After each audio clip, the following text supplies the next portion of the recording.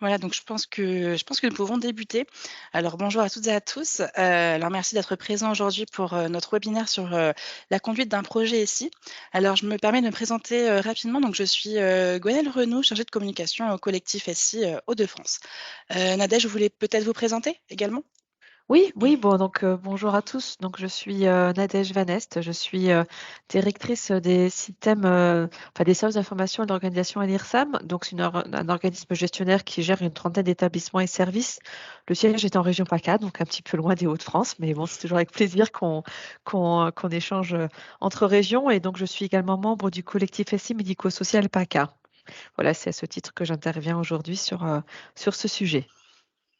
Merci. Est-ce qu'on fait un petit tour de table maintenant, Gwenaëlle, ou on passe Oui, l'introduction, comme vous voulez? on peut faire un tour de table maintenant. Bah, écoutez, voilà, bah, si on peut faire un tour de table, peut-être qu'on peut le faire dans l'ordre des personnes qui s'affichent. Donc moi, je vois en premier Anne. Bonjour. Alors moi, je suis un cabinet de conseil qui accompagne les établissements médico-sociaux, notamment à rédiger leurs projets de grappe. Donc là, j'ai plusieurs dossiers de grappe, notamment d'acquisition sur le feu. Et du coup, je me suis inscrite pour voir un petit peu, avoir des idées de bonnes pratiques, de choses qui peuvent améliorer en fait la qualité de nos dossiers et de nos projets. Très bien, merci. Merci. Euh, Arthur. Arthur Courty, si vous voulez vous présenter. Ah, il n'a pas de micro. Bon, bah tant pis. Euh, Écoutez, bienvenue quand même. Et puis donc, on a aussi également Coralie Olivier. Si vous voulez, Arthur, nous écrire peut-être dans le chat votre fonction, si vous avez des attentes particulières, chargé de mission SMS numérique. J'ai pas eu le temps de voir dans quelle structure. Heu, alors au papillon Au blanc papillon blanc papillon blanc, pardon, d'Asbrook. d'Hazebrook. Ok, très bien. Donc en plein dans le projet. Et donc on avait également Coralie qui était présente, Coralie Olivier. Oui, bonjour. Donc, je Bonjour. suis responsable qualité au sein de l'association Accueil Insertion Rencontre de Lille. Et nous gérons plusieurs centres d'hébergement, plutôt dans le domaine de la HI, du coup. D'accord. Et vous avez déjà un projet ou vous êtes dans un programme Alors, SMS numérique ou autre? oui, ce sera pour un projet d'acquisition parce qu'on démarre de zéro, disons. Vous partez de zéro. Ok, mais comme ça Voilà. permet un peu de voir quelles sont vos différentes implications dans les projets. Oui. On n'a pas de DUI, oui, effectivement. Très bien. D'accord. Écoutez, merci. Merci. Puis si d'autres personnes nous rejoignent, on pourra compléter le tour de table. Voilà, on sera aujourd'hui en petit comité. Alors très rapidement, donc le collectif SI, Hauts-de-France, est une association créée en 2021, mais c'est depuis 2017, que cette fédération travaille ensemble autour des enjeux de la transformation numérique, des systèmes d'information et des services numériques en santé. Nous avons pour mission d'accompagner la transformation numérique des ESMS sur l'ensemble des Hauts-de-France et plus particulièrement d'aider à la réponse à l'appel à projet ESMS numérique. Nous avons également un rôle d'information avec l'élaboration de dossiers de vulgarisation, un rôle, d'aide à l'émergence de projets avec la définition de projet, la constitution de grappe et également l'analyse d'autodiagnostic et également un rôle de, capitalisation avec, l'élaboration de retours d'expérience et de mise à disposition d'outils. Alors ce webinaire fait partie d'un cycle sur le déploiement d'un DUI conforme aux exigences du numérique en santé. Donc c'est le 6e, webinaire de ce cycle. Donc si vous avez manqué, donc les précédents, ils sont, disponibles, en replay, directement depuis notre site internet. Très bien. Euh, donc on va rentrer un peu plus dans le sujet. Je crois on a Pauline qui nous a rejoint également. Si vous voulez bien vous présenter, Pauline, voilà. Donc comme ça, on n'est pas très nombreux, mais ça permet de mieux savoir quelles sont vos attentes par rapport à ce webinaire.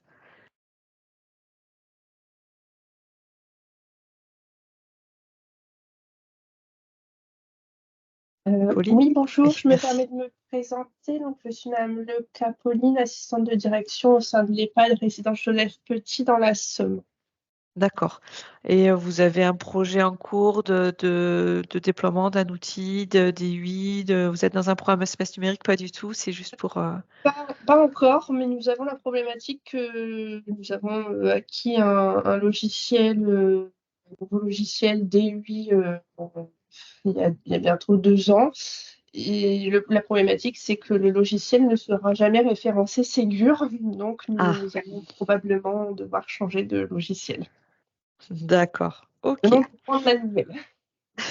très bien.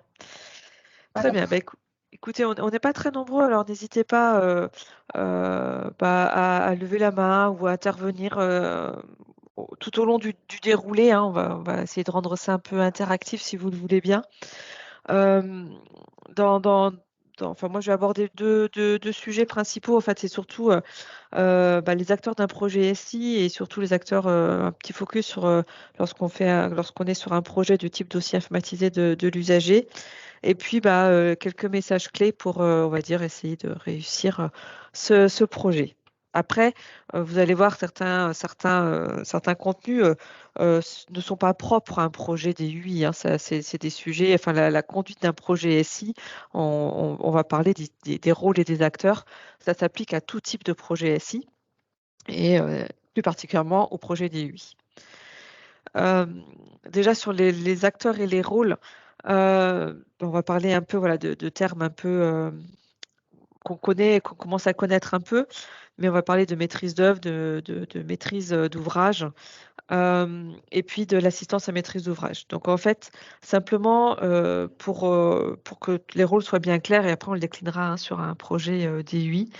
Ce qui est important, c'est que vous, en tant qu'acteur du secteur médico-social, vous êtes vraiment vous êtes la maîtrise d'ouvrage. C'est vraiment l'ESMS, l'organisme gestionnaire, le groupement qui est la maîtrise d'ouvrage.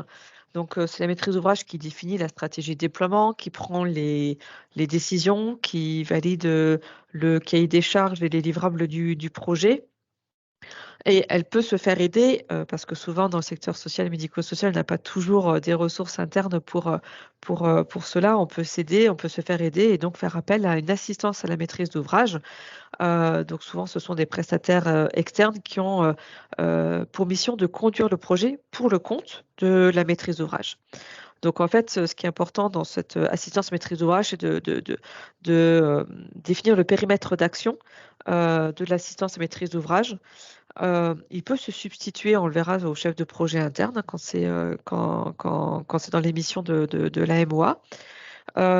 Il intervient sur les phases de projet, euh, dans les cahiers des charges, déploiement des offres, choix de l'éditeur, accompagnement au changement si nécessaire. Et c'est lui qui va vraiment... en général, on attend de l'assistance maîtrise d'ouvrage une certaine expertise en gestion de projet pour vraiment relayer, outiller la maîtrise d'ouvrage. Le chef de projet de la maîtrise d'ouvrage, c'est lui qui assure l'accompagnement au pilotage du projet, qui anime, les différentes instances, les ateliers, les comités de pilotage, les actions, la recette. Il coordonne les actions avec les différents acteurs, que ce soit les acteurs terrain, le métier, que ce soit l'éditeur, quand on a choisi l'éditeur, que ce soit les prestataires externes quand on en a. Et donc, il assure les relations avec l'éditeur. Et la maîtrise d'œuvre, c'est vraiment, on va dire, normalement, c'est l'éditeur. Donc, c'est lui qui spécifie le dossier usager informatisé, qui fait le paramétrage, qui fait les opérations de migration des données, qui installe, qui forme, qui assure la maintenance applicative. Un petit focus sur les services informatiques. Si vous avez en interne des ressources et un service informatique, il peut faire partie de la maîtrise d'ouvrage. C'est-à-dire qu'il y a une articulation à avoir avec l'éditeur selon comment il faudra correctement positionner le curseur, mais le service informatique peut être en position de maîtrise d'œuvre lorsqu'il faut installer sur les serveurs, mettre à disposition des ressources. Et puis dans la vie du projet, parfois, une articulation avec l'éditeur qui fait que le paramétrage peut être délégué au client. Donc, dans ce cadre-là, on est en maîtrise d'œuvre.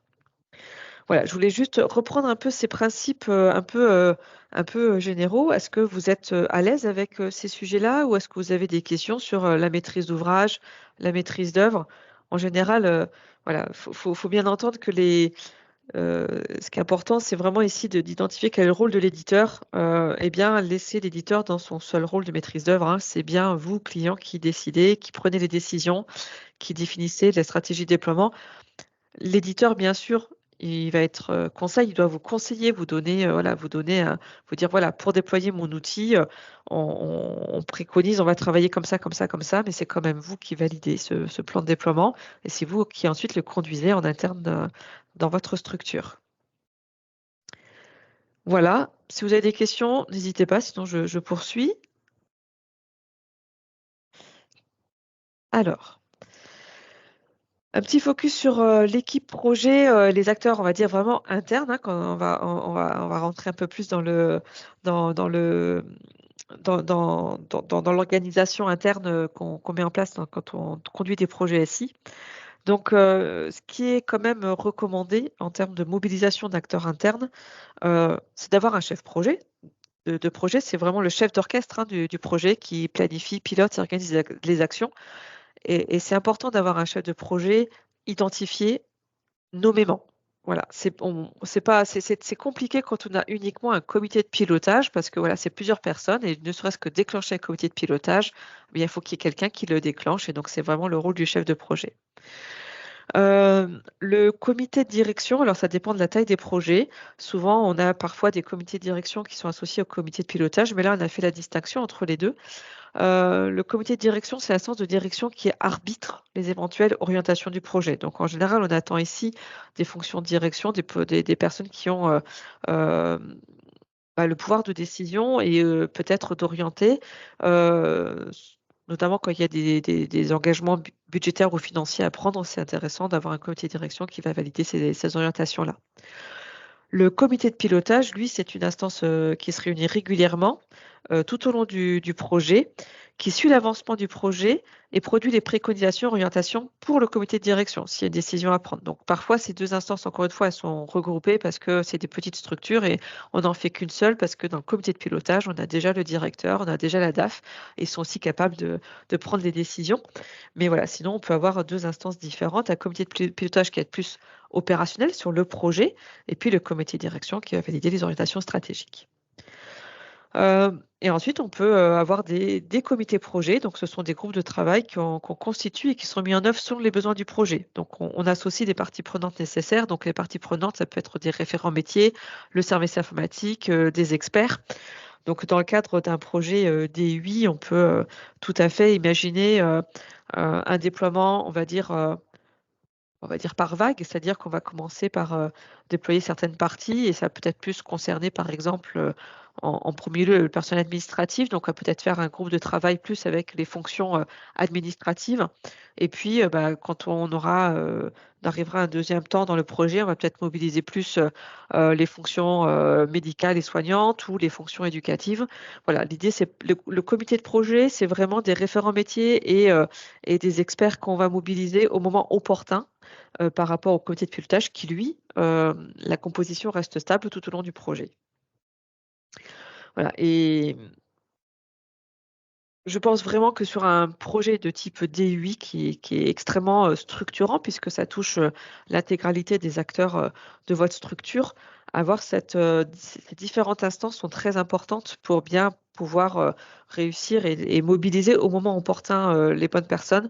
Enfin, sinon, on peut avoir un peu un essoufflement des ressources quand quand on n'est pas, voilà, c'est vraiment un conseil d'essayer de travailler comme ça, en prenant le temps de mobiliser les bons acteurs au bon moment. Voilà. Et donc là, c'est un petit focus, hein, donc c'est des ressources de la nappe qu'on vous met, hein, ça reste quand même des références. Le pilotage stratégique qui revient, là on parle de COSTRAT, mais de comité de direction. Donc c'est la mise en place d'une instance décisionnaire qui prend l'instance qui rend les arbitrages structurants. Alors, petit focus, c'est vrai que dans un environnement où si vous êtes dans un seul, vous avez qu'une seule structure, Ça peut être une instance qui existe, un comité de direction qui existe dans l'établissement. On peut le mobiliser pour faire aussi un état d'avancement et faire les arbitrages nécessaires sur le projet DUI, par exemple. Dans un contexte multi-OG, c'est plusieurs établissements, voire plusieurs organismes gestionnaires. Donc, c'est le cas des GRAP en général. On va plutôt réunir les directeurs d'organismes gestionnaires, enfin les directeurs d'établissements pour faire rendre ces arbitrages parce que de manière isolée, les arbitrages, ça concerne l'ensemble des acteurs. Voilà. Et le pilotage opérationnel, donc c'est ce que moi j'appelle le comité de pilotage, donc la mise en place d'une instance opérationnelle en charge du suivi du projet avec un nombre de membres qui reste limité pour qu'on puisse avoir des échanges et faire produire des arbitrages. C'est pas forcément, c'est pas une instance où on fait que rendre compte, hein. C'est vraiment une instance où on va discuter, on va apporter dans cette instance les éléments de discussion, d'arbitrage. Parfois, les questions vont se traiter au sein du comité de pilotage et parfois ça va remonter au niveau stratégique.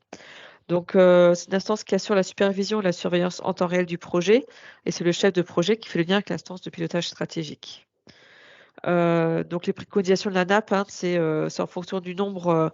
On préconise comme dans le pilotage opérationnel qu'il y a un représentant par structure quand on est au niveau d'un organisme gestionnaire avec quelques établissements. Ou par catégorie de SMS quand on en a beaucoup.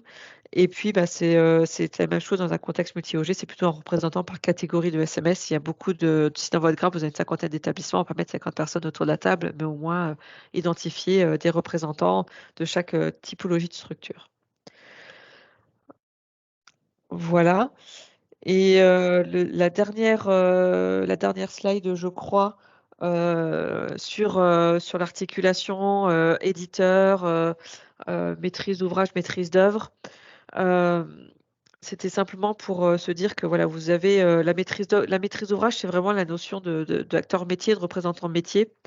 Et la maîtrise d'œuvre, c'est plus des acteurs techniques. Donc, sur la partie maîtrise d'ouvrage, là qu'on voit en rose en bas de l'écran, ça va être à vous de mettre le curseur entre si vous avez une assistance externe sur ce que vous pouvez porter en interne et ce que vous allez déléguer à l'assistance à maîtrise d'ouvrage. Et puis sur la maîtrise d'œuvre, de la même façon, si vous avez des ressources techniques internes, si des éléments si vous avez des référents applicatifs, si vous avez des chargés, des services informatiques, voilà, savoir qu'est-ce qui relève de vous, de vos ressources internes et de ce que vous allez attendre de votre éditeur, de votre prestataire informatique. Donc voilà, vraiment les quelques points clés, c'est voilà, l'éditeur conseille et met en œuvre. Il ne se substitue pas au métier ni au chef de projet. Voilà, c'était vraiment important. Et puis, constituer une équipe interne, la stratégie et les arbitrages ne se délèguent pas. Ce n'est pas votre éditeur qui fait votre stratégie. Et c'est le chef de projet qui est bien le chef d'orchestre de tous ces acteurs. Voilà,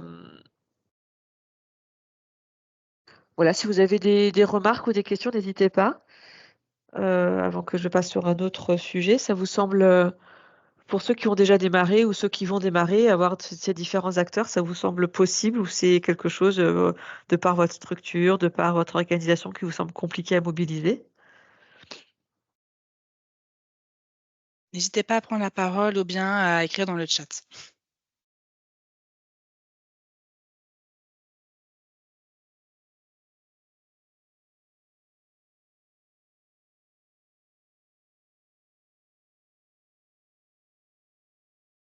Ça vous laisse perplexe? Donc, pour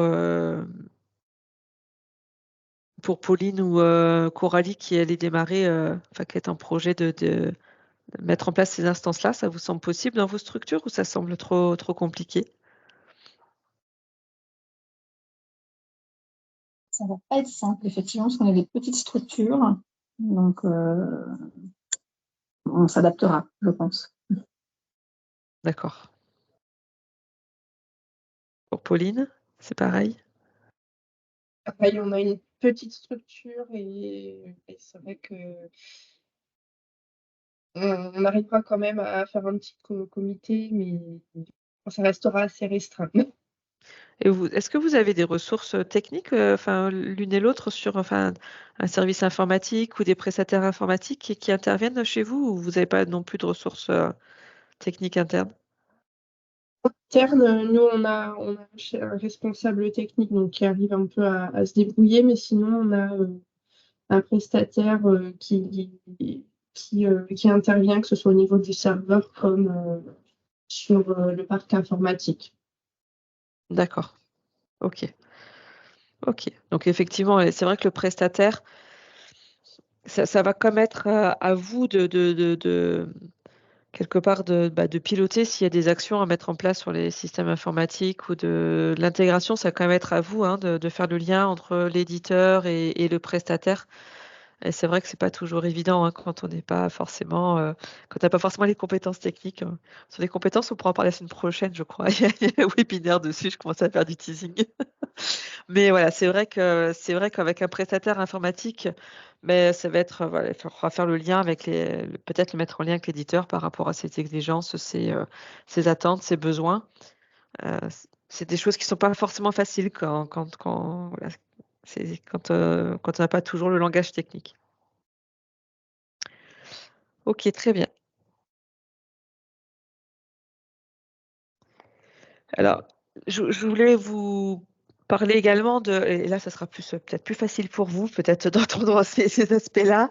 C'est de tout ce qui est les acteurs complémentaires qui sont plutôt, liés au changement et à des usages, à accompagner durablement des usages.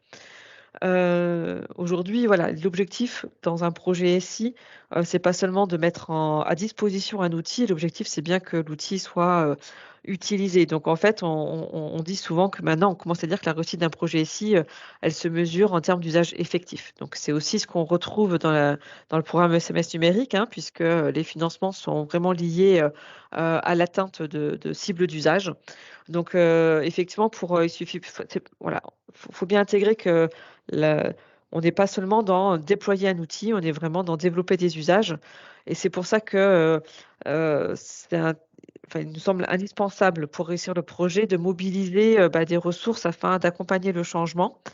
Et là, je pense qu'il y a un élément un peu clé dans nos organisations, ce sont toutes les fonctions de management, ce qu'on dit un peu, intermédiaires, hein, qui auront la responsabilité de piloter les usages dans leurs équipes et également d'intégrer, ces nouveaux outils dans les organisations qui existent. Et voilà, moi je reste convaincue que les chefs de service, les cadres de santé, si vous en avez, enfin toutes ces personnes-là, sont des acteurs, importants dans le projet, à la fois en termes il faut bien les accompagner pour qu'eux soient à l'aise avec, ces outils, et puis ils les portent ensuite dans les organisations et auprès de leurs équipes. Et hem et puis se dire aussi, il faut accompagner, les usages durablement. C'est-à-dire que, bah, ça ne va pas s'arrêter, surtout sur un projet de vie, ça ne s'arrête pas à la fin du projet. C'est-à-dire que de manière, au-delà du déploiement projet, l'outil va continuer, il doit continuer à vivre, à évoluer en fonction de vos attentes, en fonction des évolutions, d'organisation, d'activités que vous pouvez connaître dans vos structures. Et donc, c'est pour ça que nous, ce qu'on peut préconiser également, c'est d'identifier des utilisateurs un peu clés, des référents des outils, des relais de proximité auprès des professionnels. Alors, les relais de proximité ou les référents outils, c'est très intéressant dans la phase projet, mais aussi post-projet, puisque du coup, ça va permettre de maintenir ces usages de manière durable. Voilà. Et donc là, c'est pareil, c'est la ressource de de l'ANAP, hein, qui fait un focus sur, le rôle du directeur notamment, donc des différents acteurs, hein. Donc, dans un projet DUI, le directeur, quel est son rôle, hein? Il va représenter sa structure. Hem, il est membre du comité stratégique. C'est le directeur qui a mobilisé les ressources et les informations nécessaires au projet. Et moi j'appelle ça sponsor, hein, c'est un ambassadeur et il participe à trouver un consensus, fonctionnalités et cetera, et il est forcément appuyé par le référent DUI. Le chef de projet, hein, celui qui va vraiment piloter, le chef de projet, on va dire au niveau, là, quand on parle d'un programme espace numérique au niveau de la grappe, hein, c'est lui qui pilote le projet des UI sur dans les différents établissements, enfin, différentes structures. Donc, il assure un suivi transverse du projet des actions en s'appuyant sur des indicateurs remontés par les directeurs et les référents qui peuvent être dans les établissements.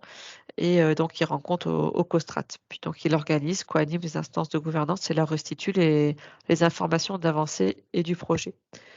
Alors, le référent DUI, hein, c'était ce rôle-là qu'on voyait aussi dans un projet multi-OG, c'est le directeur, hein, et puis il peut avoir localement dans son établissement un référent, quelqu'un qui va vraiment être plus opérationnel. Donc, il appuie son directeur dans son rôle et sa interaction avec le chef de projet. Et puis, c'est lui l'interlocuteur de référence pour les professionnels pour éventuellement faire remonter voilà, les difficultés, les points de blocage, les évolutions attendues. Voilà, et donc les étapes, là, on est vraiment sur le principe, sur les grandes phases hein, d'un projet système d'information. Donc, le premier, c'est vraiment la stratégie, hein, quelle est la stratégie SI. Ensuite, on va choisir la solution. Alors, on va faire un focus sur chacun sur chacune des étapes après sur les messages clés. Donc, on a quand même le cadre, hein, définir la stratégie, c'est le cadre, le périmètre, choisir la solution, donc l'implémentation, le choix technique,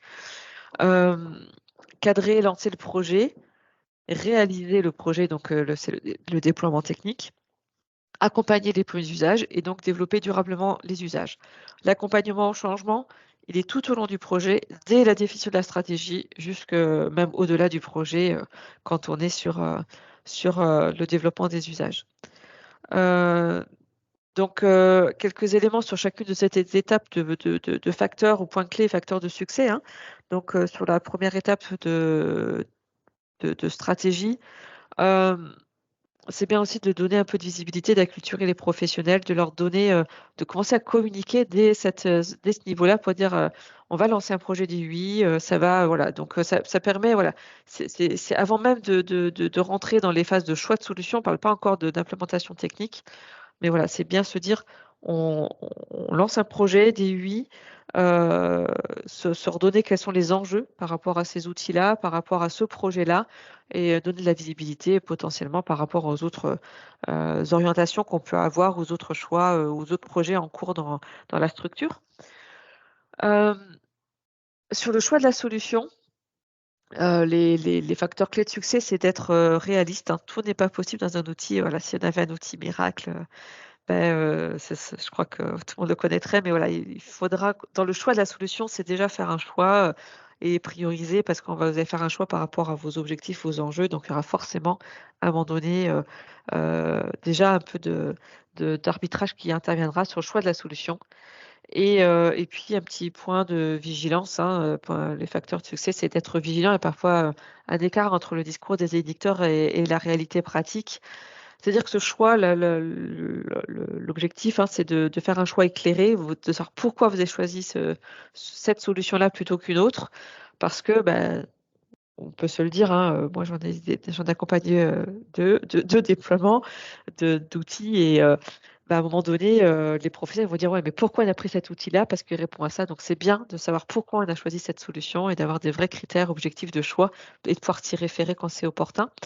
Et puis de faire un choix éclairé, encore une fois. Donc n'hésitez pas à aller voir aussi à demander des retours clients, des contacts clients aux éditeurs et d'aller voir sur le terrain, avoir un retour vraiment pragmatique de la solution dans une structure qui vous ressemble.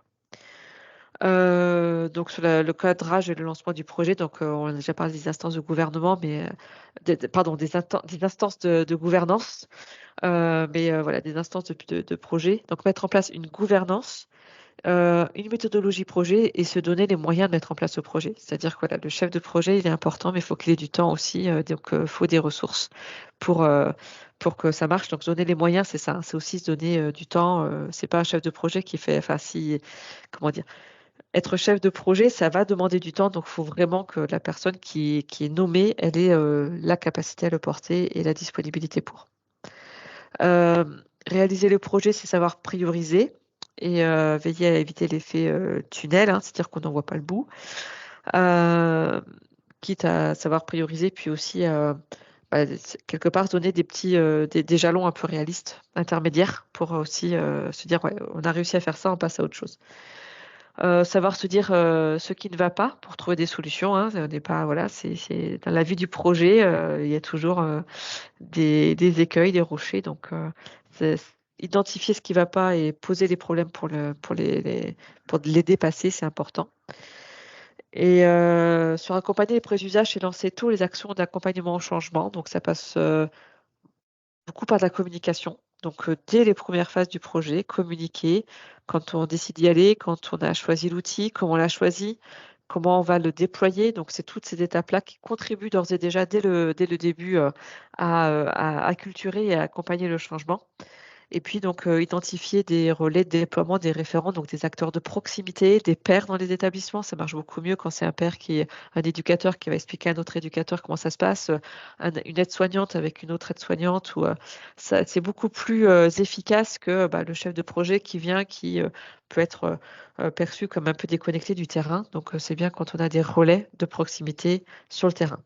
Et puis, développer durablement les usages et mettre en place un accompagnement dans la durée avec des fonctions qui perdurent au-delà du projet.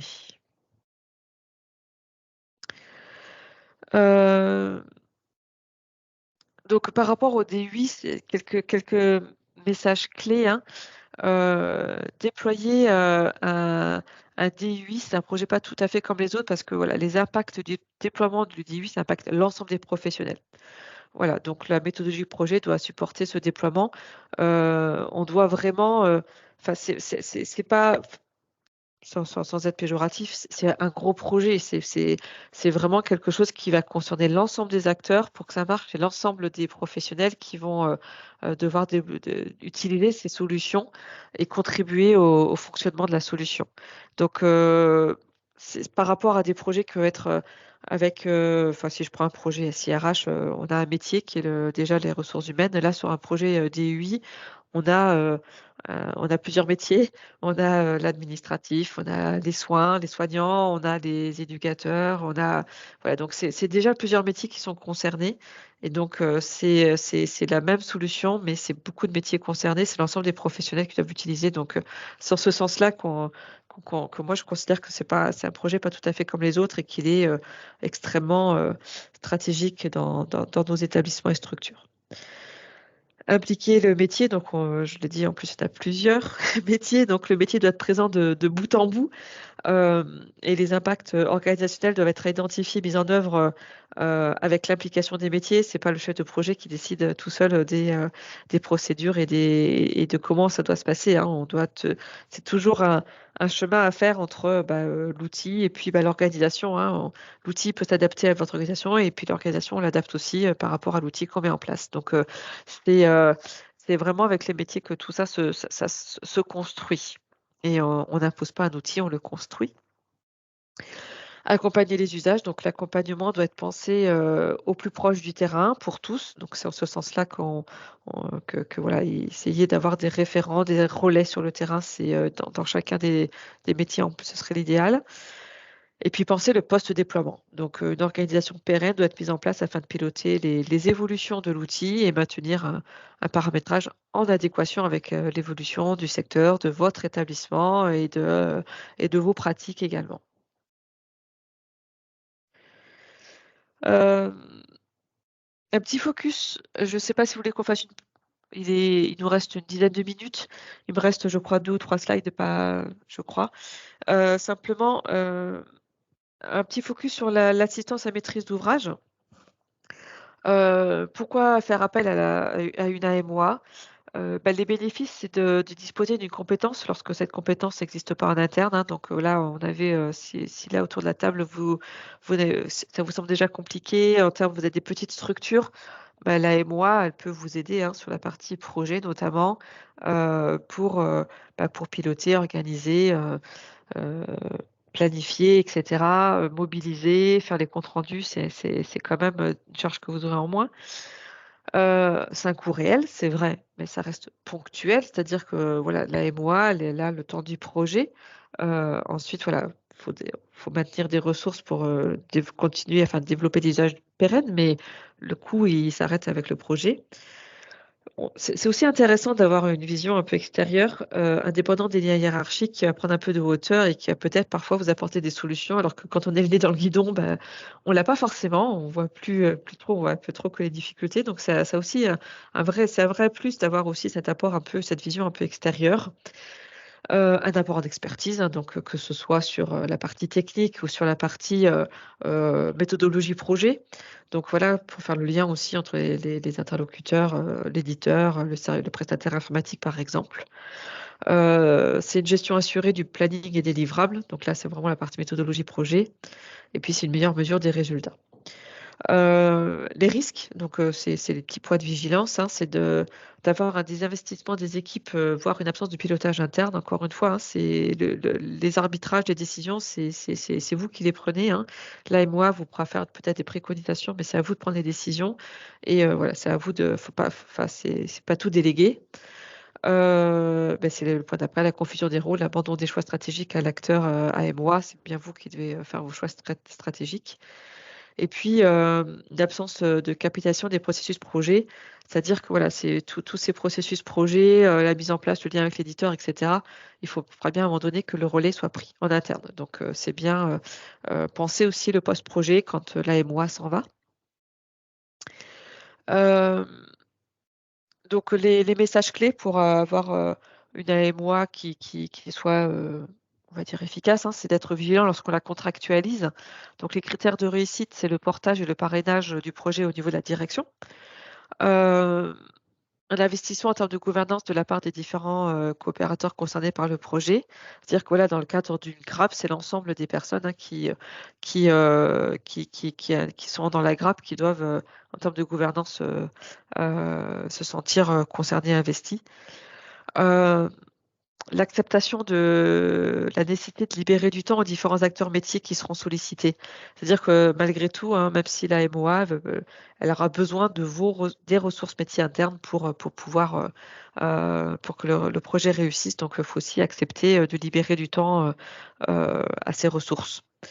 Et puis les points de vigilance, là, c'est quand on est sur un MOA, sur pour l'achat ou l'acquisition, comme ça peut être le cas peut-être, dans certains de vos projets, c'est clarifier les modalités d'analyse des offres, heu, contractualiser, précisément, de manière détaillée, les attendus de votre AMOA et puis, je vous conseille aussi d'être attentif au CV, au, parcours des personnes, des intervenants, au-delà des références des organismes, prestataires.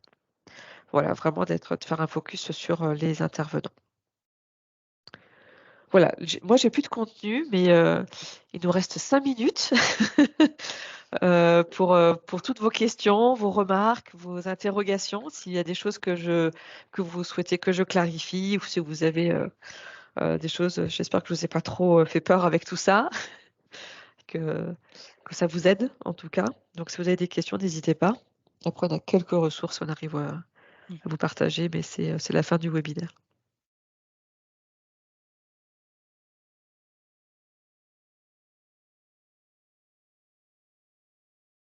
Ça va? Ça Voilà. vous semble, pas de réaction? Toujours, n'hésitez pas à prendre la parole ou, Oui.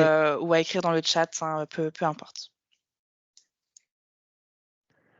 Mais Anne, par exemple, par rapport à votre voilà, quand vous aidez à faire les réponses appel à projet, est-ce que, voilà, les petits focus qu'on a pu faire, ça peut vous aider sur Oui, les oui, dans tous réponses? les cas, c'est intéressant d'avoir un récapitulatif. Nous, on propose aussi de la MOA. Alors, nous, on intervient essentiellement sur les services à la domicile, résidence D'accord. autonomie. Donc, on constitue les dossiers de grappe et on apporte cette AMOA, justement. Effectivement, c'est plutôt indispensable. Autant Mmh. sur les petits ESMS que sur on a aussi des réseaux qui participent parce que ça permet aussi d'embarquer les acteurs Oui. de chaque entité. Voilà. À savoir que pour les petits établissements qui participent, bon après je pense que ça diffère aussi selon le type d'établissement et le type d'appel à projet auquel ils répondent, mais l'AMOA peut être prise en charge dans Oui. certains projets, notamment quand il y a une mutualisation avec plusieurs établissements. Donc, dans ce cadre, ça vaut le coup, ça vaut le coup de participer justement à des projets de groupe. Ça permet d'être accompagné sur ces points qui sont difficiles pour les petits établissements, effectivement. Ouais. C'est vrai que dans les derniers programmes SMS numériques, on a moins la notion enfin voilà, la partie achat est un peu plus, on va dire un peu plus souple, mais le process achat, il reste indispensable, hein, quand on est en acquisition, dans les projets Mm. d'acquisition. Et puis, là, on est vraiment sur la MOA plutôt dans le cadre du déploiement de l'outil, hein, et c'est vrai que, c'est encore une fois, hein, se faire aider, sur ces sujets-là, ça c'est bien. Ça aide. Pas d'autres remarques ou d'autres questions?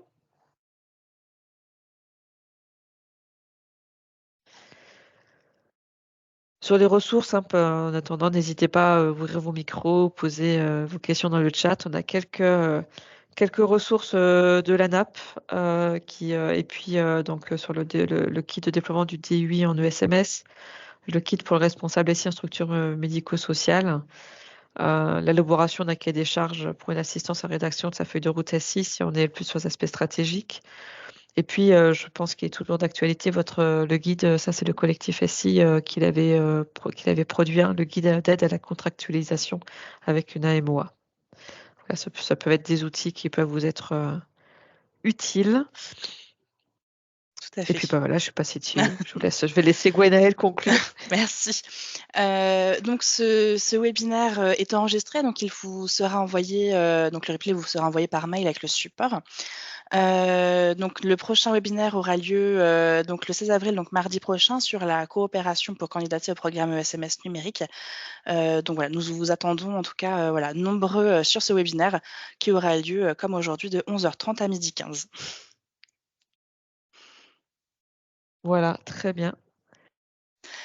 Donc voilà, si vous avez des questions, vous retrouvez sur cette slide, donc mon adresse mail, ainsi que celle de ma collègue, madame Laurie Wagnon, qui est chargée de mission transformation numérique. Donc voilà, n'hésitez surtout pas, nous serons, ravis en tout cas de pouvoir répondre à vos questions. En tout cas, moi, je vous Merci. remercie aussi. Merci de m'avoir invitée, Gwenaëlle, c'était sympa. Merci Merci. beaucoup. Et le Merci format beaucoup pour était votre présence. sympa. J'ai trouvé que des fois, les webinaires, ça peut être un peu long. Et là, le format est court, c'est chouette. Merci pour ce retour. Passez une Merci. bonne journée. Bonne journée à Merci. vous. Au Au revoir. revoir. Au revoir.